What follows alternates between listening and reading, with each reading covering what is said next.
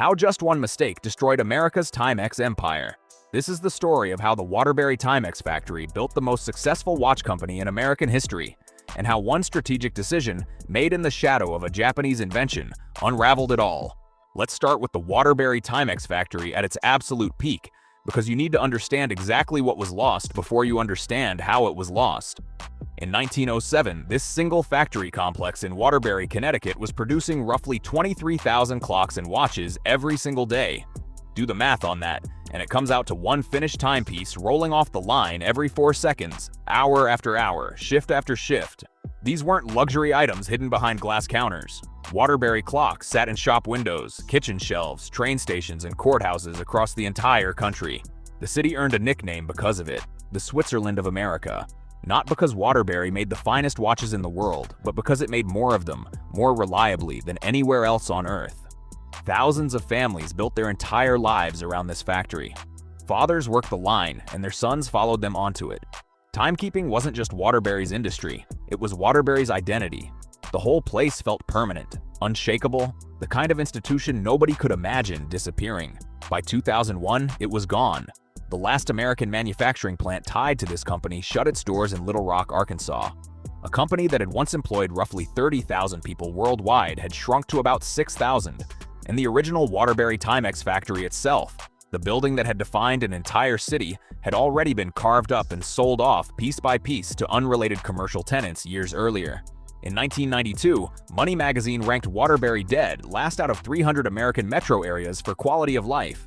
Forbes later called it one of the worst places in the country to run a business or build a career. So what happened? How does a company that once employed 30,000 people and controlled the American watch market collapse this completely?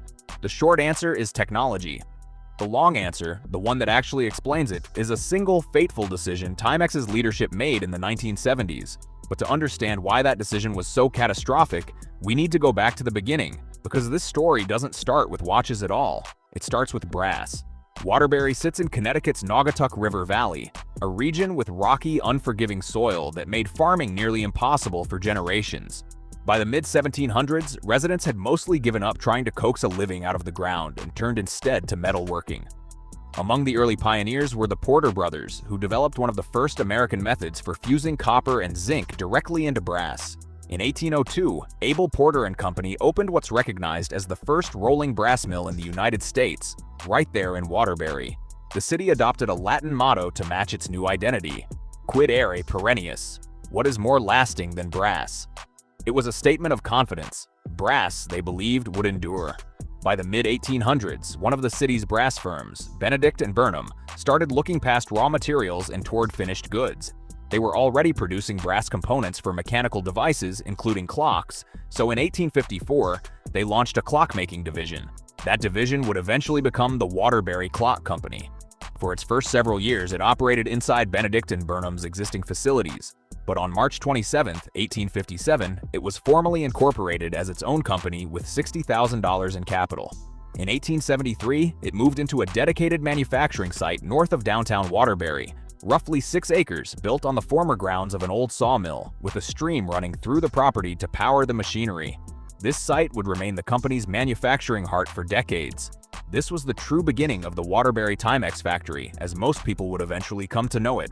The real turning point, though, came through a partnership with a man named Robert Ingersoll. In the 1890s, Ingersoll had a radical idea. Instead of building expensive, finely crafted watches for the wealthy, why not build a watch cheap enough for anyone to own? In 1896, he introduced the Ingersoll Yankee, a pocket watch that retailed for exactly $1. It became known across the country as the watch that made the dollar famous. The Waterbury Clock Company manufactured the movements for these watches at a scale nobody in Europe could match. Swiss watchmakers were obsessed with precision and prestige. Waterbury was obsessed with volume and consistency. That single shift in philosophy, chase affordability, not perfection, would define this company's entire identity for the next century, for better and eventually for worse. The dollar watch turned timekeeping from a luxury into a household norm. Farmers, factory workers, and clerks who had never owned a personal timepiece in their lives suddenly could.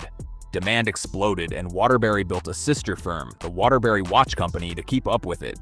By 1888, that company was the largest volume watch producer on the planet, outproducing every Swiss competitor combined. But cheap distribution came with a cost. Watches were increasingly given away as promotional giveaways bundled with other products, and that cratered the brand's perceived value. Management tried to reposition upmarket with more complex, higher part count designs, but the workforce trained for simple assembly couldn't keep pace. Defects rose, and by 1912, that sister company had collapsed into receivership entirely. It was an early warning sign that this company would fail to heed decades later. Chasing scale without protecting brand value is a trap. The core clockmaking operation survived, and in 1914, Robert Ingersoll himself bought the Waterbury plant outright and resumed producing watches there. Then World War I reshaped the entire industry. Soldiers in the trenches needed to check the time without fumbling for a pocket watch under artillery fire, so manufacturers strapped watches to leather cuffs and added luminous markings. The wristwatch wasn't invented at the Waterbury Timex factory, but this factory helped turn it into a standard piece of military and, eventually, civilian equipment. When soldiers came home, they kept wearing wristwatches, and pocket watch demand collapsed almost overnight. Financial instability struck again in 1921 when Ingersoll's company went bankrupt following the post-war recession.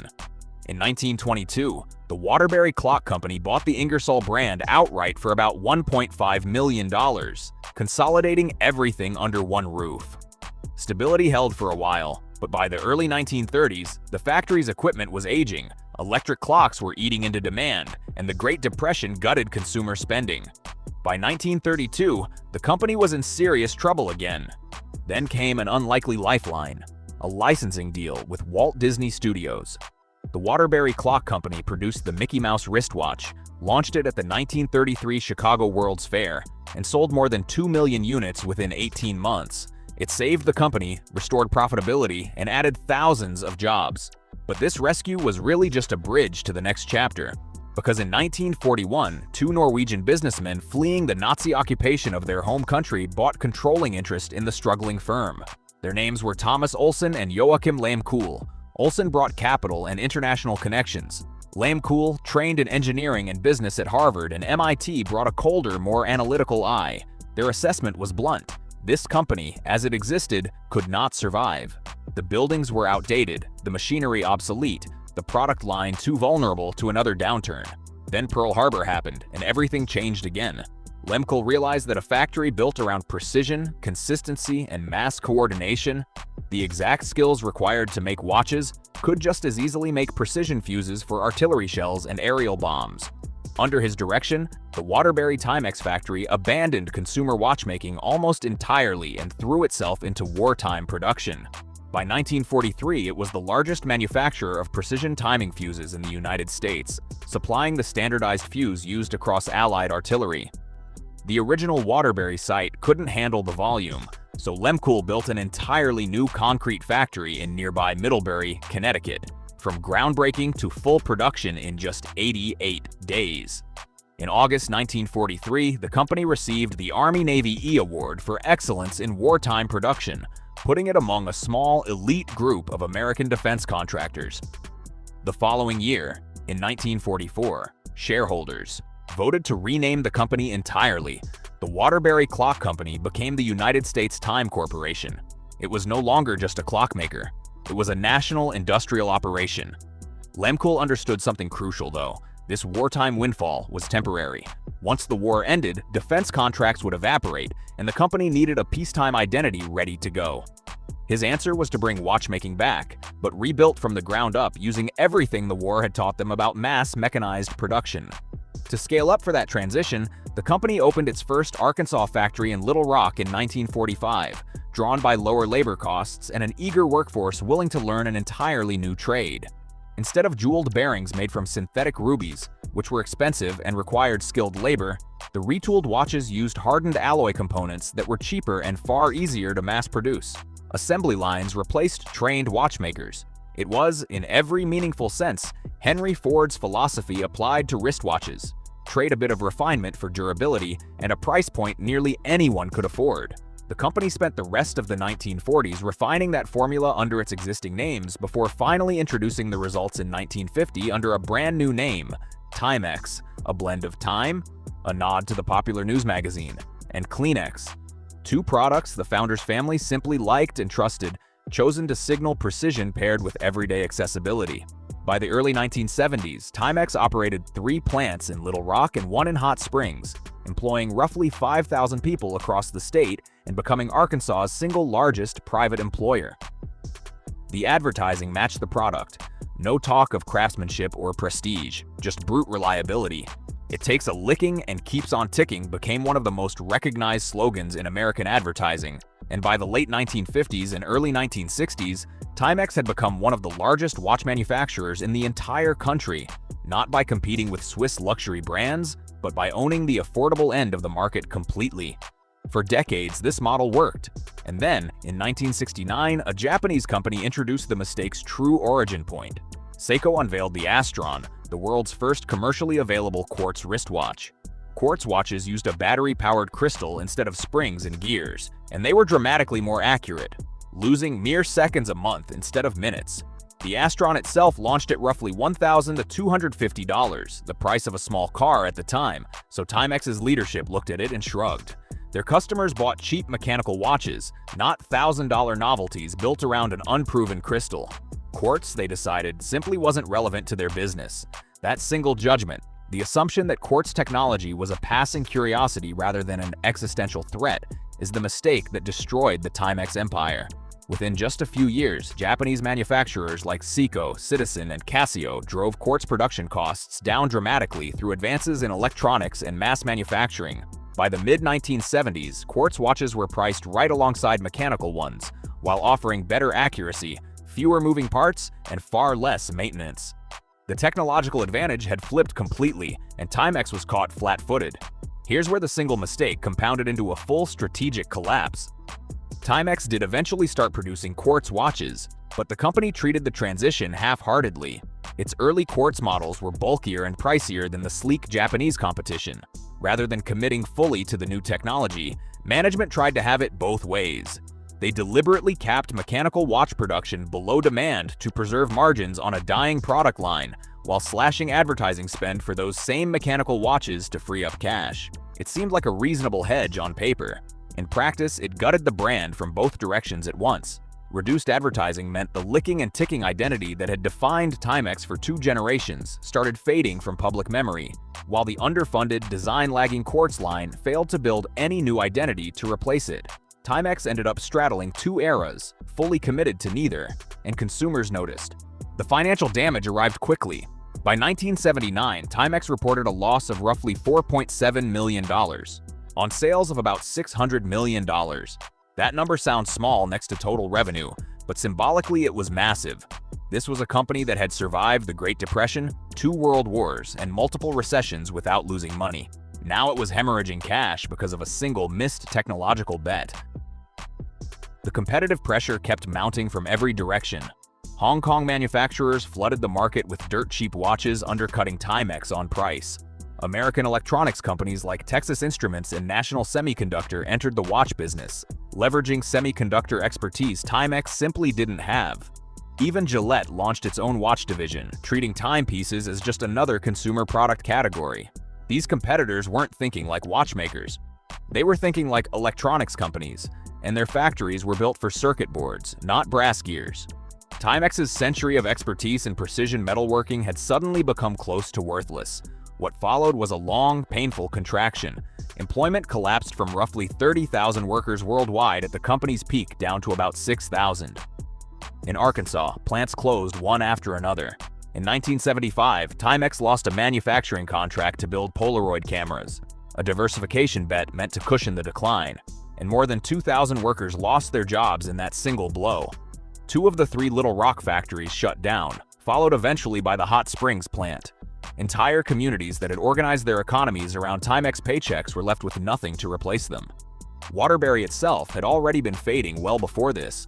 The original Waterbury Timex factory on Mill Street was listed on the National Register of Historic Places in 1982, a designation that, while an honor, also quietly confirmed the building's shift from working factory to historical relic. The city's broader brass industry was collapsing at the same time, as plastic and aluminum replaced brass in consumer goods and overseas manufacturers undercut what remained. Waterbury was losing two economic pillars simultaneously, and there was no third to lean on. By 1992, Money magazine's last-place quality of life ranking made the damage official, and that same year, Timex announced it would close its remaining Waterbury plant, by then down to just about 100 workers, ending nearly 140 years of continuous watchmaking in the city that started it all. The company itself, however, kept surviving, just increasingly far from its birthplace. Headquarters shifted to the wartime Middlebury facility, which became purely an administrative and design hub rather than a factory floor. Mechanical watches, once the company's entire identity, had shrunk to roughly 3% of the US market by the early 1990s.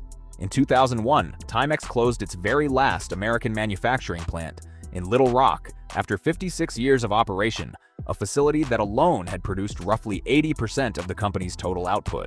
Production shifted overseas almost entirely, primarily to a facility in Lapu-Lapu City in the Philippines, which alone came to produce around 80% of all Timex watches and components. The company that once defined American manufacturing no longer manufactured anything in America. What was left behind tells its own story. In 2001, the Time Expo Museum opened in Waterbury to preserve the history of the Waterbury Clock Company and its descendants. Clocks, military timepieces, Mickey Mouse watches, all displayed as artifacts of an industry that no longer employed the city that built it. Timex kept downsizing its American footprint in small, steady increments.